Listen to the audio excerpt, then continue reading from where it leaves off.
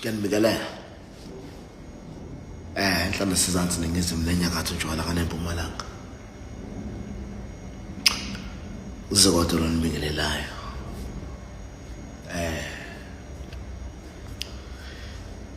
akukhulumeki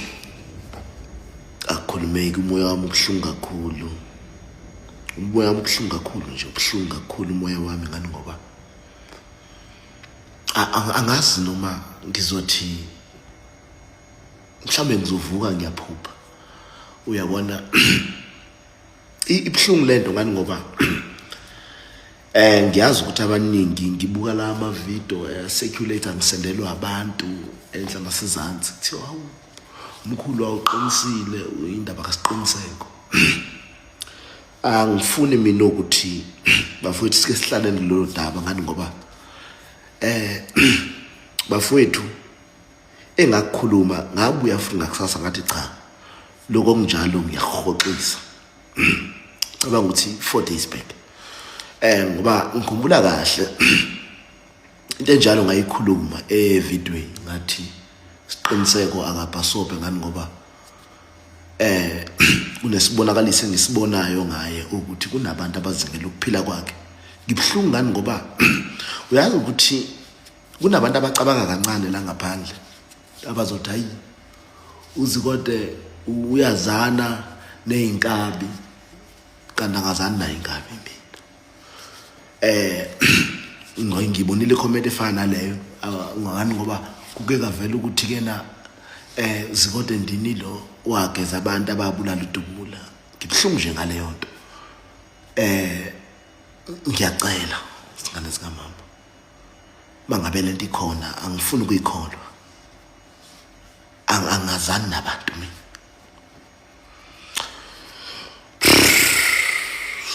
khulumeke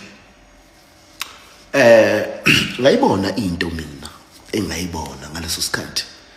engayibona ngaso ngayikhuluma futhi ngathukwa left right and center ngathukwa kathiwa ngiyusomathuba nginyanga mbumbulu ngafonelwa ngicabanga ngafonelwa kuba usiqiniseko uzokhumbula ubhuti wangifonela angazi noma umalume noma baba omncane noma ubani wathi Zekode sisibonile isibonakaliso ngicela ukuthi umfana ngimlethe kuwena Zekode wenza izaba ozenzayo ngoba into mayisebonakele ngathi mina wathi kodwa umfana ngiyazama ukumbonisa ukuthi eze kuwena kodwa ngathi kunhlanga zimuka nomoya ngathi mina no bhuti man bekuyisibonakaliso mase sibonakele siye singenzeki angikhukhumezi ngalokho ngani ngoba abantu ebebengangithembi sebethi hayi Zekode sesiqala ukukuthemba angisho ukuthi ngithembeni qhubekani nibe esigabeni ebenikusona ngoZekode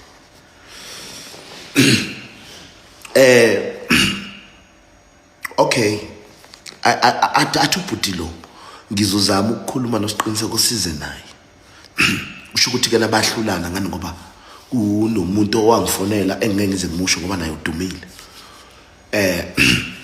wangifonela wathi no Zekode ngiyacela bhuti ngicela ukuthi uhambe usihoxise lesa statement ngani ngoba lo mfana ucasuka uyafa uthe lo mfana Zekode yabona le nyanga uZekode ngizomnyeka uDisemba angafa ngoDisemba ngimiyeke kuJanuary angafa ngoJanuary uZekode akaphinda asebenze esigodlweni sakhe ngiyobulala ngiyuqeda umsebenzi wakhe sibonisane nalomfowethu wayengifonela ukuthi no angihoxisa istatement ngithi no kulungile mfowethu kodwa ke uyothini ngaleli idlozi kusho ukuthi ngingabaza amandla alo wathi mfowethu ungabusakucabanga lokho ngani ngoba umsebenzi wakho uzofa ngoba awuzazi izitha ezizoqhamuka ngaleso sikhathi usiqiniseko mayithuka la kuma social media ekucindezela ngendlela yokucindezela ngayo ngathi no it's okay wathatha usiqiniseko wamfaka ku conference sakhuluma sababathathu ngathi isiqiniseko kulungile mfowethu ngiyaxolisa yena wayengathanda ukukhuluma kusho ukuthi wayephatheke kabuhlungu noma ngangimcika ngathi kulungile mfowethu kusasa ngathi ngizoyenza manje ivideo ukuthi ngiyihoxise le yanto ngempela ivideo ngayenza ngayihoxisa into ngasho ukuthi no bengasuye isiqiniseko kodwa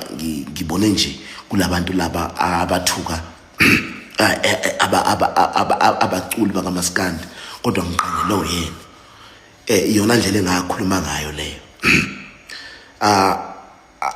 I'm very disappointed ngani ngoba umuntu okuyena owayengihlayisela losiqiniseko lo ngimfonela from izolo ngifuna ukuza ukuthi mfowethu iqiniso lele ngilizwayo ngani ngoba ngiyazi bayazwana naye angaze ngimthole kuze kube manje uyabona angaze ngize ngimthole loyo muntu loyo mina ngibhlunge emoyeni bafowethu angifuni ukungasho ngibhlunge emoyeni ngibhlunga kakhulu mangabe ngempela lento ikhona ngani ngoba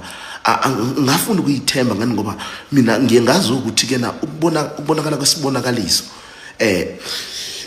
sorry Scott leyo nto leyo isuke seyindlulile ngangena ku live kaSiqiniseko ngakusasa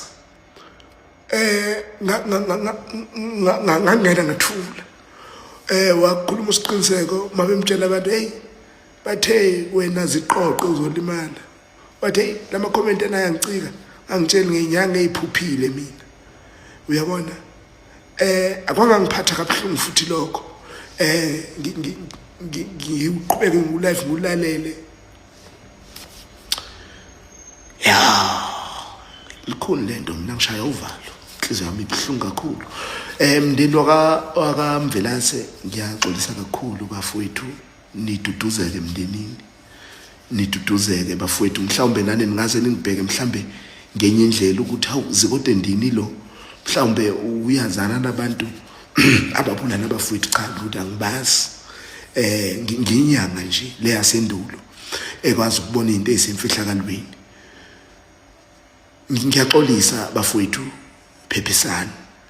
uNkulunkulu uyapha uNkulunkulu uyathatha isikhathi esingalindile ngaso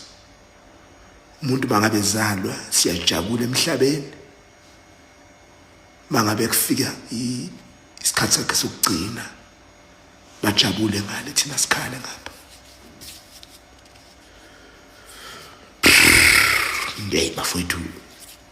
sukela izolo angikho right moya wami ubhlungu kakhulu into yenza ukuthi ube buhlungu kakhulu moya wami ngani ngoba ngibuka ukuthi emndenini kuzoba ngazathi mhlawumbe ngiyazana nabalimazi kanti ngempela angazi lutho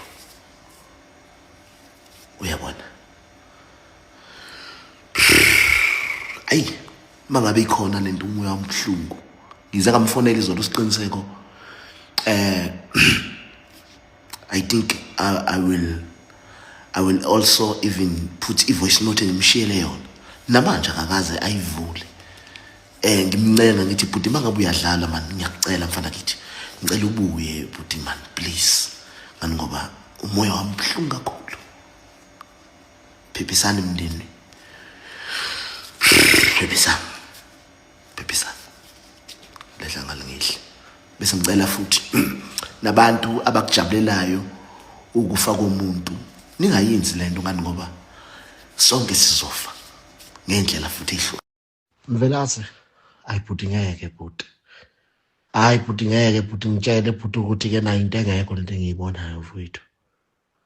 hayi bhuti ngeke ngicela ungitshele mfowethu mfowethu ngicela ungitshele futhi ngiyacela futhi noma usutshele mina ke futhi abanye abantu ungasabatshelanga ngiyacela Siqiniseko mfowethu Siqiniseko ngiyacela mfowethu Siqiniseko mfowethu hayi mfowethu ngeke ngicela utshele mina ngiyacela bhuti ngiyacela mfowethu ngicela ubuye kimi ngiyacela mfowethu